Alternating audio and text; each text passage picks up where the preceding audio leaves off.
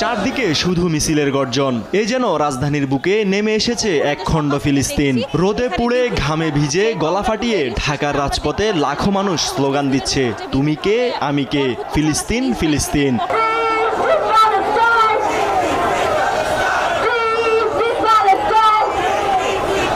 শনিবার ইসরায়েলি আগ্রাসনের বিরুদ্ধে ফিলিস্তিনের জনগণের প্রতি সংহতি জানিয়ে রাজধানীর সোহরাওয়ার্দী উদ্যানে মার্চ ফর গাজা কর্মসূচির এমন চিত্র দেখা গেছে। চারপাশে শোভা পেয়েছে লাল সবুজ আর সাদা কালো রঙের পতাকা। অনেকের হাতে দেখা গিয়েছে ফিলিস্তিন মুক্ত কর নামে নানা ধরনের স্লোগান লেখা প্ল্যাকার্ড।